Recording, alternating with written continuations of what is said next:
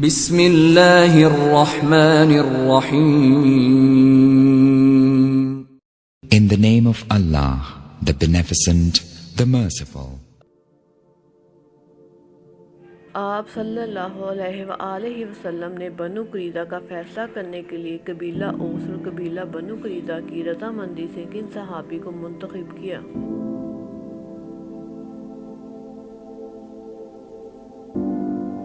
حضرت سعد بن معاذ نے بنو قریظہ کا فیصلہ کیا۔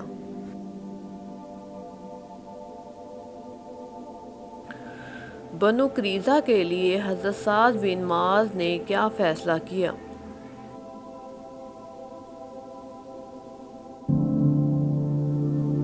حضرت سعد بن معاذ نے یہ فیصلہ کیا کہ مردوں کو قتل کر دیا جائے، عورتوں اور بچوں کو قیدی بنا دیا جائے اور اموال تقسیم کر دیے جائیں۔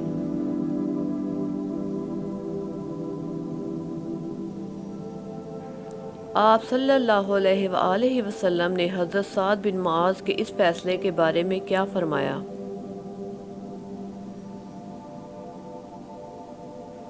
آپ صلی اللہ علیہ وآلہ وسلم نے فرمایا، تم نے ان کے بارے میں وہی فیصلہ کیا ہے جو 7 آسمانوں کے اوپر اللہ کا فیصلہ ہے۔ بنو قریظہ اس کے مستحق تھے۔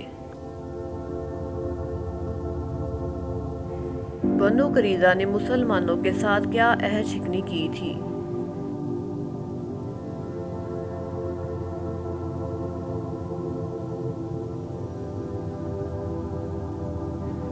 بنو قریظہ نے مسلمانوں کے خلاف 1500 تلواریں، 2000 نیزے، 3000 زرہیں اور 600 ڈھالیں مہیا کی تھیں۔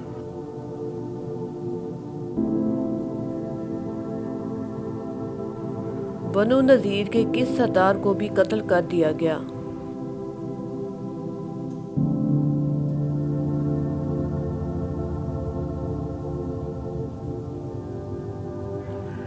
بنو نذیر کے سردار حی بن اخطب کو بھی قتل کر دیا گیا۔ یہ ام المومنین حضرت صفیہ کے والد تھے۔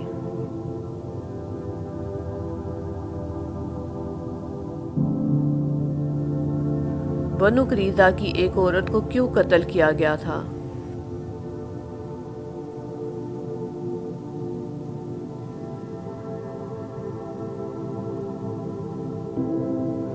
کیونکہ اس عورت نے حضرت خلاد بن سوید پر چکی کا پارٹ پھینک کر انہیں قتل کیا تھا۔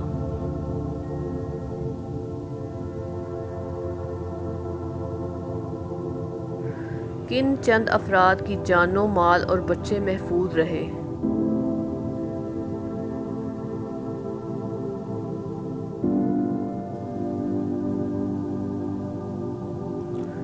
جن لوگوں نے ہتھیار پھینکنے سے پہلے اسلام قبول کر لیا، بس ان کی جانوں، مال اور بچے محفوظ رہے۔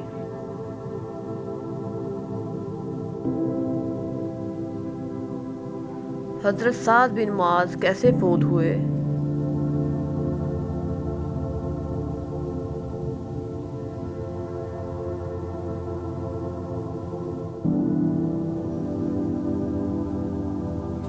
حضرت سعد بن معاذ کو غزوہ احزاب میں زخم ہوا اور غزوہ بنو قریظہ کے بعد وہ پھوٹ پڑا اور پھر اسی سے وہ فوت ہو گئے۔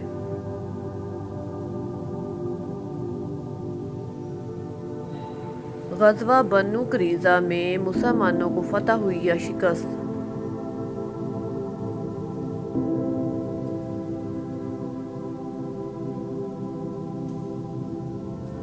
اللہ تعالیٰ نے مسلمانوں کو نہ صرف شاندار فتح عطا فرمائی بلکہ آئندہ فتوحات کی خوشخبری بھی دے ڈالی۔ سبحان اللہ، اللہ اکبر۔